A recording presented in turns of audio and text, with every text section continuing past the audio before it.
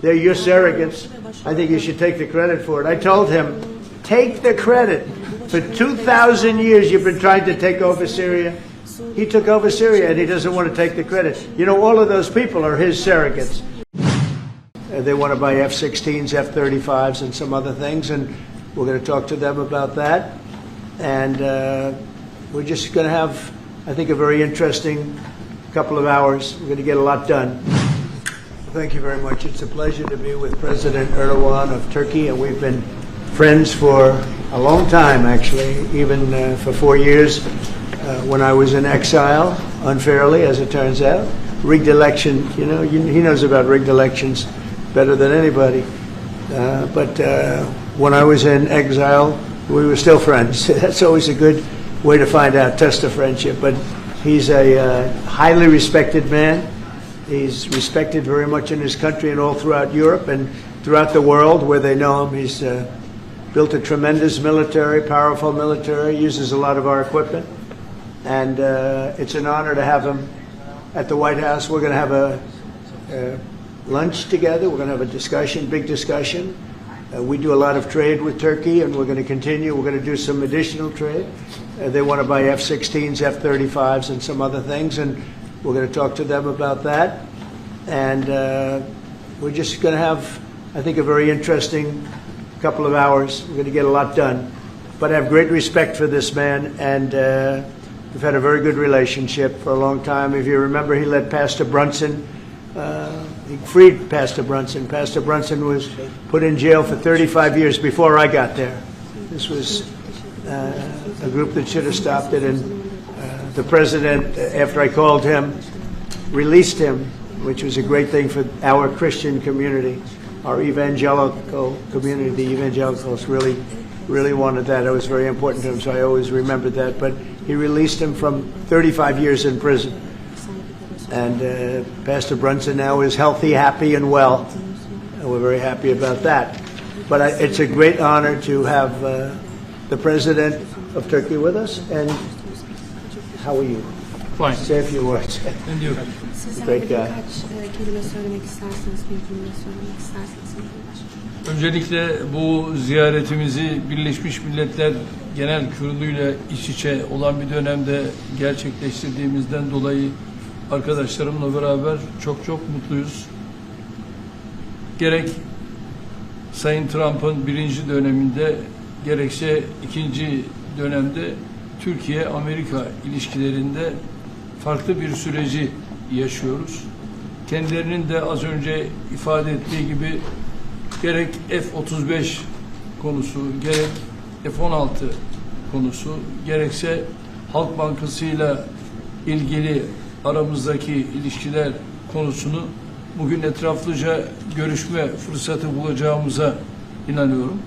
Heybeliada okuluyla ilgili ise orada üzerimize ne düşerse biz onu zaten yapmaya hazırız. Dönünce de Sayın Bartolomeo'yla bu konuyu görüşme fırsatı bulacağım. First, Mr. President, I am very pleased that this visit actually coincides with the 80th UNGA. So I am very pleased to be here with my colleagues and friends. And as we have said, during the first term of your presidency and during your second term, we are able to carry Turkey and U.S. relations to a much different level and process. And as you've said, we have an opportunity here today to be able to discuss some of the issues regarding the F-35, the F-16, and also the Halkbank case, and we will have an opportunity to thoroughly discuss them. And based on what you have mentioned regarding the Heybeliada school, we are ready to do whatever we can that falls on our part, and I will, when I get back, try to discuss this issue with the esteemed Mr. Bartholomos to discuss how we can move forward on that. Okay, very good. I would like to be able to do that. The Greek Orthodox Church was here, and they would really like to have some help. They need some help, and I said I'd mention it, and we appreciate it. So this is a tough man. This is a guy who's highly opinionated. Usually I don't like opinionated people, but I always like this one. But he's a tough one, and he does an amazing job in his country. And we've had tremendous relationships, both having to do with war and having to do with trade. And I guess today we're talking about both. I'd like to have him stop buying any oil from Russia while Russia continues this rampage against Ukraine. And they've been fighting. They've lost millions of lives already. And for what? You know, for what? It's disgraceful. And I said yesterday, let it keep going because their economy is absolutely terrible right now. And I think it's a shame that they're doing that, killing a lot of people unnecessarily. 7,818 people were killed last week, mostly military people, their people, and Ukrainians. More Russians, actually, than Ukraine, a little bit more. But it's such a waste of human life, and so he ought to stop. Putin ought to stop. And with that, we'll get to a little bit of a discussion. We're going to make some great trade deals for both countries. We do a lot of business with Turkey. They build great products. They build beautiful, great products, really fantastic manufacturers. And we buy a lot from them, and they buy a lot from us. Would you have any questions, please? Thank you very much. You repeatedly called out Obama and Biden administrations for their stupid decisions. One example you gave was the refusal to sell the Patriot missile defense systems to Turkey, which resulted in the expulsion of the country from the F-35 program. Now, you are known to be a great deal maker in Turkey. What can you do to undo the stupidity? Yes, CNN. CNN? Well, because you sounded like a nice guy, but CNN is fake news. I mean, but you sound like the real deal to me, so I'll answer the question. We're going to be discussing the Patriot system, which is the best system. We'll discuss that. We're going to discuss the F-35. We'll be discussing all of the things that you know about and that some of that you mentioned. And I think he'll be successful with buying the things he'd like to buy. What concrete steps can you say? Well, we haven't even started yet, but I know he wants the F-35, and he's wanted that, and we're talking about that very seriously. And the F-16, we're in great shape.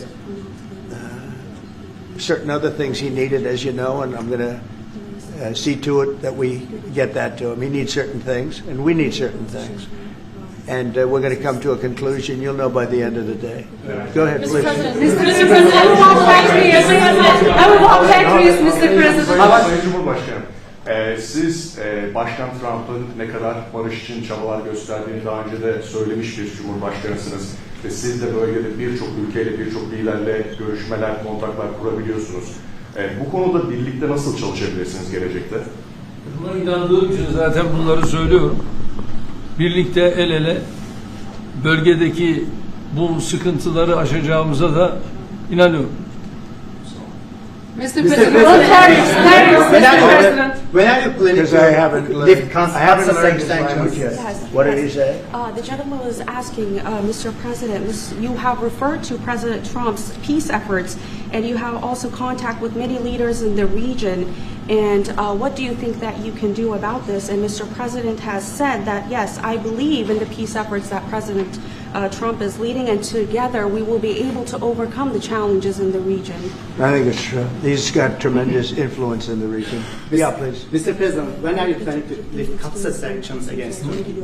Against sanctions against Turkey? Qatar. Could be very soon. Mr. If we have a good meeting, almost immediately. Mr. President, are you willing to impose tougher sanctions on Erdogan is Russia? removing tariffs on U.S. goods, and what impact it would be in U.S. production? Where are you from? Turkey. I see. We have a lot of people from Turkey here. That's We are good. Because I like the responsible. questions very much, actually. They're very nice questions. We'll see about tariffs. We're going to be talking about tariffs. We already removed that. Well, we're going to be talking about that. Mr. President, are you willing to impose tougher sanctions on Russia, even if not all NATO countries stop purchasing Russian oil? We're going to be seeing about that. The NATO countries were disappointing in that regard, but they've been very amazing in other ways. They did, as you know, they went from 2% to 5% GDP, and that's a big step, and it's paid. I mean, they have the money there. And we're selling a tremendous amount of military equipment to NATO. We're selling. We're not giving like Biden did. We're selling it to NATO, and it's a lot. They're buying a lot, and I assume they're giving it to Ukraine. They could buy it for other reasons too, but I assume they're giving most of it to Ukraine. but they're buying highly sophisticated weaponry, and they're paying for it full price. And that's how we're involved. Biden gave $350 billion. Look, this war would have never started if I were president. If I were president, this war would never be happened. Would have never happened. Yeah. Mr. President, I'd like to ask about Gaza. Are you on the same page, Mr. Erdogan, for Palestine, Israel? Well, I don't know his stance. I can't tell you about that. I just say that we want to get Gaza over with. I had a great meeting with the leaders of that area, of that region, generally speaking, the Middle East. We had a great meeting the other day at UNGA, as you know, and I think we're close to getting some kind of a deal done. Yeah, we want to get the hostages back. I have to get the hostages back.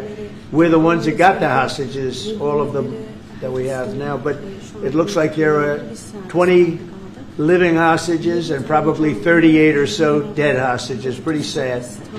And the parents of those dead souls, those dead, mostly men, boys, in many cases like literally boys, they want those bodies back so badly, as much as though they were alive. And so we had a very good meeting with the representatives of the most powerful countries in the Middle East, and I think we're going to be close to a deal.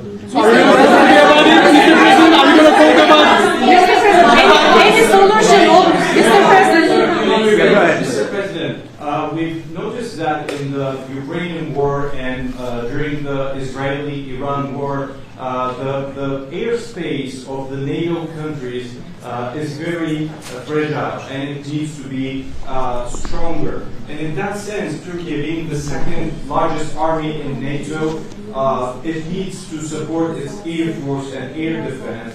How do you look at this issue in general as a NATO? Because it's the eastern flank of it. We're in NATO, and you know, they're paying now 5% of GDP. Nobody thought that was possible, and they agreed to that 6 months ago when I was there. And the relationship is very good. The NATO countries, with us, is the strongest it's ever been. We used to complain that they're paying 2%, but they're not paying. The United States was paying almost everything. And now they're paying 5%, and they paid. And that's trillions of dollars. You know, we're talking about trillions of dollars. And they're spending that, giving that money to us, and we are giving them great defensive, you know, the Patriots and all of the different javelins, all the different missile systems and everything else that they want. But it's, it's trillions of dollars. So we appreciate that they did that. So they went from 2% to 5% of GDP, and that was something that nobody even would bring up. Biden should have brought it up a long time ago, because under Biden, we paid $350 billion, and all it did is make things worse. So we'll see how it goes. Go ahead, just finish. Yeah, go ahead. F-35s to Turkey. Fighter jets, F-35s. We're talking about the fighter jets for Turkey. Yes, we are. Are we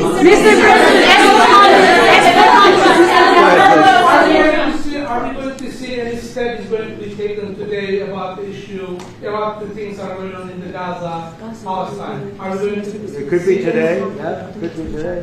We have a very strong dialogue going on with Saudi Arabia.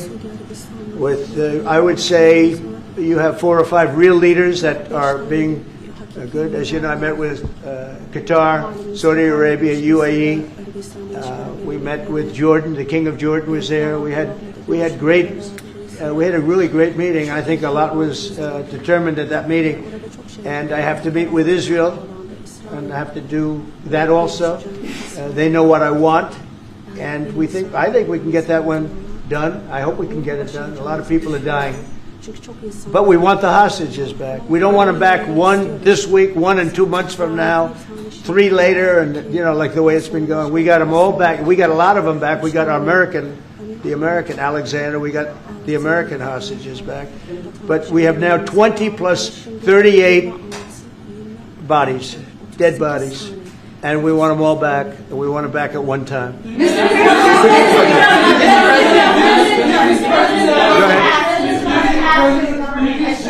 President Erdogan will help to release the hostages? Do I think what? Do you think President Erdogan will help to release the hostages? I don't know if he'll help in that. I don't really think we have.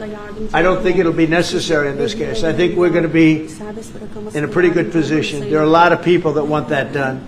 I met with great leaders. Look, you saw the people that were there, and great leaders. Egypt was also represented. We met with the leaders of that part of the world, and they want to see if they can get something done. And I'm going to have to tell Israel, let's go. We want to get the hostages back. Everybody wants to see that war over with, by the way.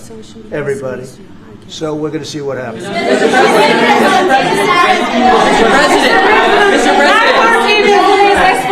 Mr. President. How do you see a joint initiative with President Erdogan to bring the President of Russia, Putin, and President Zelensky to the negotiating table?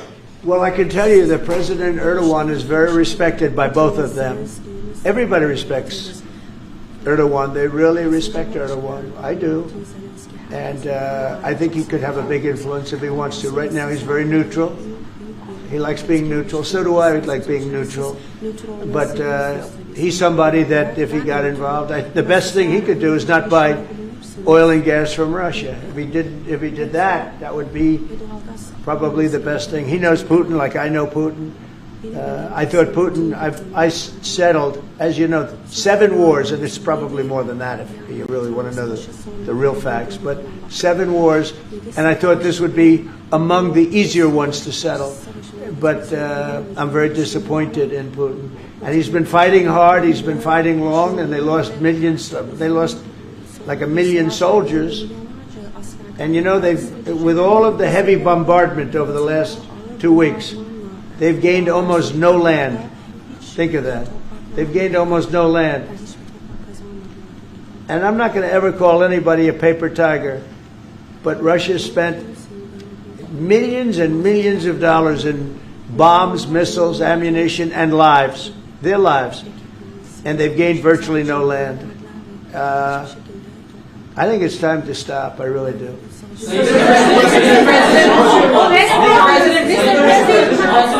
A few months ago, you met with Aliyev and Pashinyan. Can you follow up on where?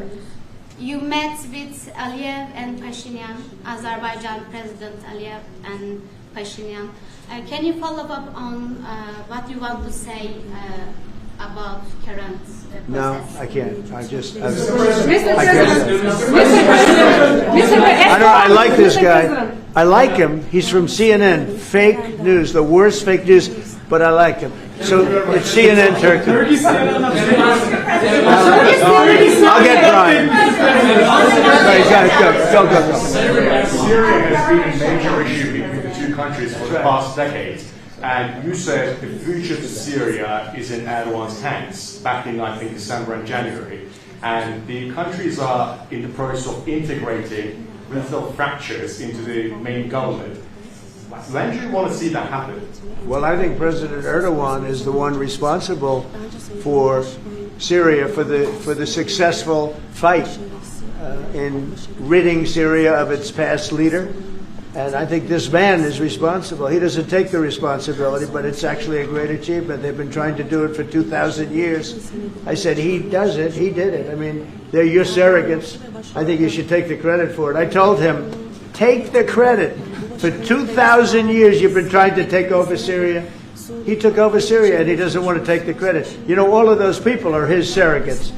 But the leader of Syria, the new leader, as you know, I took sanctions off in order to let them breathe because the sanctions were very strong. But I think we should have a major announcement today. He was responsible for that victory. It was a victory for Turkey because they've been fighting, as you know, for like 1,000 years.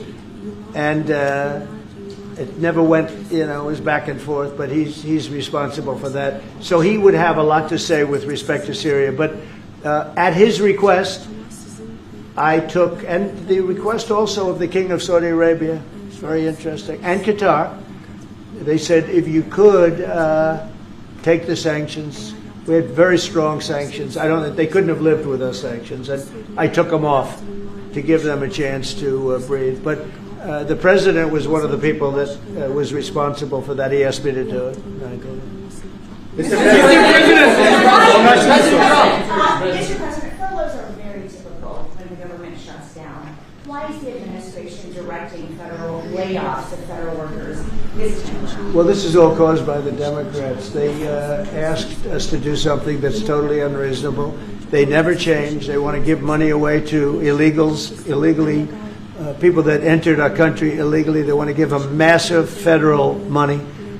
And we don't want to do that because it means everyone's going to just keep pouring back. Right now we have absolutely perfect borders like you haven't seen in many years. Even better than I had great borders during my 4 years, but these borders are stone cold closed. You can only come into our country legally now. But the Democrats want to give it all away. They want to open up the borders. Take a look at that. Big thing. They want to open borders again. After what we're going through now, getting rid of prisoners, getting rid of all of these people dropped out from mental institutions, drug dealers, drug addicts, everything. They're putting everybody into our country. It's all ended now. But this is what Schumer wants. This is what the Democrats want. They want to have, and they want to take our money. We're doing well because of tariffs. We're doing unbelievable. We're making more money than we ever have made. And by the way, we're going to take some of that tariff money that we made, just to get off the subject for a second. We're going to take some of that tariff money that we made. We're going to give it to our farmers, who are, for a little while, going to be hurt until it kicks in. The tariffs kick into their benefit. So we're going to make sure that our farmers are in great shape because we're taking in a lot of money. We're finding. The other day, it was very interesting. They found $31 billion. They said, "Sir, we found 31." I said, "You mean positively, right?" They said, "Yeah, 31 million more than we knew." And they said, "We don't know where it came from." I said, "Check the tariff shelf." They came back the following morning. They said, "You're right, sir. It came from the tariffs."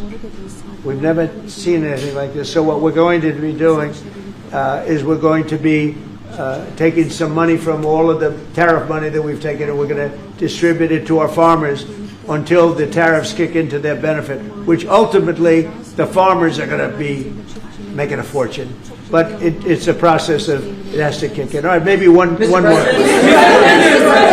There was another shooting at an ICE facility in Texas yesterday. Detainees were killed. The FBI director posted on social media bullets that were engraved with the message anti-ICE. He just posted another thing on social media saying they recovered a handwritten note from the subject that read, "Hopefully this will give ICE agents real terror to think, is there a sniper with AP rounds on that roof?" Who do you hold responsible for the uptick in left-wing violence in the country? Radical left rhetoric. The radical left is causing the problem. They're out of control. They're saying things, and they're really dumb people. I mean, I look at Crockett. I look at some of these people. They're very low IQ people, actually. But the radical left is causing this problem, not the right, the radical left. And it's going to get worse, and ultimately it's going to go back on them. I mean, bad things happen when they play these games. And I'll give you a little clue. The right is a lot tougher than the left. But the right's not doing this. They're not doing it, and they better not get them energized because it won't be good for the left. And I don't want to see that happen either. I'm the president of all the people. But the radical left is causing this. The radical left Democrats are causing this problem, and it gets worse. It gets worse. And it'll be a point where other people won't take it anymore, and that will not be good for the radical left, and we don't want that. Okay, thank you. Mr. President, it seems like an indictment on James Comey is imminent. Would this be the first step in accountability for pushing the hoax of Russia, along with Barack Obama involved as well? Well, I can't tell you what's going to happen because I don't know. You have very professional people headed up by the Attorney General, Todd Blanche, and Lindsay Halligan, who's very smart, good lawyer, very good lawyer. They're going to make a determination. I'm not making that determination. I think I'd be allowed to get involved if I want, but I don't really choose to do so. I can only say that Comey's a bad person. He's a sick person. I think he's a sick guy, actually. He did terrible things at the FBI. And but I don't know. I have no idea what's going to happen.